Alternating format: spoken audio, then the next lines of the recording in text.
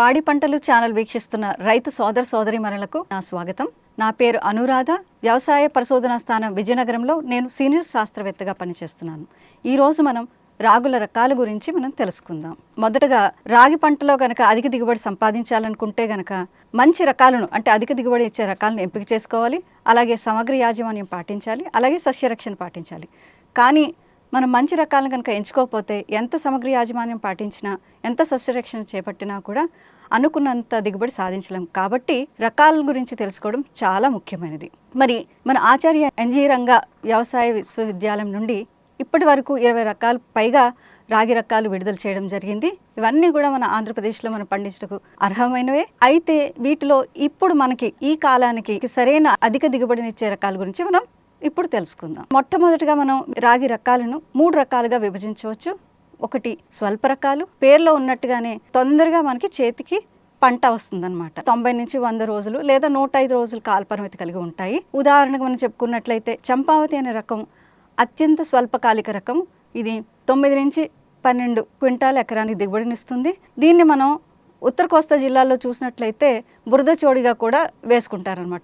ఈ వేసవి కాలంలో వేసుకోవడానికి ఈ 2 రకాలు కూడా అంటే చంపావతి అలాగే వకులు అనే రకాలు చాలా అనుకూలమైనవి. ఖరీఫ్లో వరి వేసుకుంటారు కదా, వరి వేసుకునే ముందు మే మాసంలో కూడా ఈ చంపావతి అనే రకం వేసుకోవడం ఉత్తర కోస్తా జిల్లాలో విరివిగా ఉందన్నమాట. 90 రోజులకే కాలపరిమితి కలిగింది కాబట్టి వరి నారు పోసుకొని నాట్లు వేసుకునేసరికి మనకి పంట చేతికి వచ్చేస్తుంది అనమాట. అలాగే వకుల అనే రకం కూడా ఉంది. ఈ వకుల అనే రకం మనం ముఖ్యంగా మనం చూసుకున్నట్లయితే చిత్తూరు, రాయలసీమ ప్రాంతాలైన కర్నూలు, సత్యసాయి ఇలాంటి జిల్లాల్లో కూడా ఇది బాగా ప్రాముఖ్యత చెందింది. దీని కాల పరిమితి మనకి 105 రోజులు కలిగి ఉంది. అలాగే గింజ దిగుబడి 13 నుంచి 14 క్వింటాల్ ఎకరానికి ఇస్తుంది అనమాట. ఇక మధ్యస్థ కాలిక రకాలు కనుక మనం చూసుకున్నట్లయితే ఇవి మనకి 110 నుంచి 115 రోజుల కాల పరిమితి కలిగి ఉంటాయి. మొట్టమొదటిగా మనం చెప్పుకోవాల్సినవి 2 రకాలు ఉన్నాయి. అంటే ఇవి వ్యవసాయ పరిశోధన స్థానం విజయనగరంలో విడుదలైనది శ్రీ చైతన్య అనే రకం ఒకటి. శ్రీ చైతన్య బాగా కూడా ప్రాచుర్యంలోకి వచ్చిన రకము. మనం ఇది 12 నుంచి 15 క్వింటాల్ ఎకరానికి దిగుబడినిస్తుంది. అలాగే మొట్టమొదటి తెల్లచోటి రకం హిమ అనే రకం కూడా వ్యవసాయ పరిశోధన స్థానం విజయనగరం నుండి విడుదలైంది. ఇది మన రబీ కాలంలో వేసుకోవడానికి అనుకూలం అన్నమాట. రాగి సాధారణంగా ఊదా రంగులోనే ఉంటుంది కదా, ఆ రంగు నచ్చని వారికి ఈ తెల్ల రంగు విలువ ఆధారిత ఉత్పత్తులు తయారు చేసుకునేటప్పుడు హిమ అనే రకం చాలా శ్రేష్టమైనది అనమాట. అంటే మనకి రంగు మారకుండా మనకి తెల్ల రంగు ఉండడం వల్ల మనకి రంగు మారే అవకాశం ఉండదు. సో ఇది కూడా మనం ఎక్కువగానే పండించుకుంటున్నారు రైతులు. అలాగే ఇంకా మధ్యస్థ కాలిక రకాల్లో మనం చూసుకున్నట్లయితే వేగావతి అనే రకం ఉంది. అలాగే సువర్ణముఖి అనే రకం ఉంది. వేగావతి అనే రకం బాగా ప్రాచుర్యం పొందింది ఇటీవల కాలంలో. మనం ఈ రాష్ట్రంలోనే కాకుండా వెస్ట్ బెంగాల్, రాజస్థాను, అలానే తెలంగాణ రాష్ట్రాలు, అలాగే పక్కనే ఉన్న ఒడిస్సా రాష్ట్రాల్లో కూడా ఇది బాగా ప్రాచుర్యంలోకి వచ్చింది. ఇది ఒక రకంగా చెప్పాలంటే బయోఫోర్టిఫైడ్ రకం. ఇందులో ఐరన్, జింక్ శాతం కూడా ఎక్కువగా ఉన్నది. అలాగే నెక్స్ట్ మరొక రకం చూసుకున్నట్లయితే సువర్ణముఖి అనే రకం.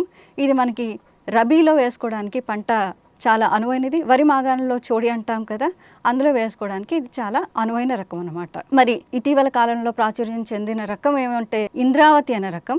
ఈ ఇంద్రావతి అనే రకం బయోఫోర్టిఫైడ్ రకం. మన గౌరవనీయులైన ప్రధానమంత్రి గారి చేతుల మీదుగా విడుదలైన రకం అన్నమాట. ఎందుకంటే దీనిలోని కాల్షియము, ఐరన్, జింకు శాతం చాలా ఎక్కువగా ఉన్నాయి.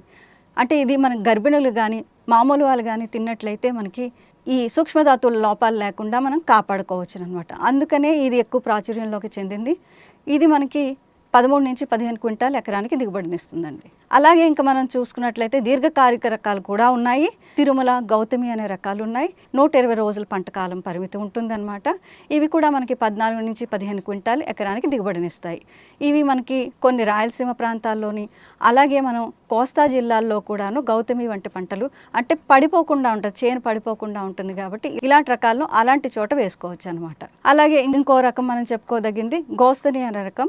ఇది కూడా ఇటీవల విడుదలైన రకం. అలాగే CFMV4 అనే రకం కూడా ఇటీవల విడుదలైన రకాలు. ఈ రకాలు కూడా మనకి అధిక దిగుబడినిచ్చే రకాలు. ఎన్నో రకాలు ఉన్నాయి. ఇంచుమించు అన్ని రకాలు దీర్ఘకాలిక రకాలు కానీ లేదా మధ్యస్థ కాలిక రకాలు కానీ మనం చూసుకున్నట్లయితే అవి ఖరీఫ్లో కానీ రబీలో కానీ వేసుకోవచ్చు. కానీ మనం వేసవిలో కనుక వేసుకోదలుచుకున్నట్లయితే కనుక ముందుగా చెప్పుకున్న స్వల్పకాలిక రకాలైన చంపావతి మరియు వక్కుల అనే రకాలు వేసుకోవాలి. ఏ రకం వేసుకున్నా పర్వాలేదు, మీకు మీ ప్రాంతానికి అనువైన రకాలు వేసుకోండి. ఈ రకాల విత్తనాల కోసం మీరు సంప్రదించవలసిన చిరునామాలు వ్యవసాయ పరిశోధన స్థానం విజయనగరం, అలానే వ్యవసాయ పరిశోధన స్థానం పెద్దాపురం, అలానే వ్యవసాయ పరిశోధన స్థానం పెరుమాళపల్లి వారిని కనుక మీరు సంప్రదించినట్లయితే వీటి విత్తనాలు మీకు అక్కడ లభ్యం అవుతుంది. ఈ అవకాశం ఇచ్చిన పాడి పంటల ఛానల్ వారికి నా ధన్యవాదములు.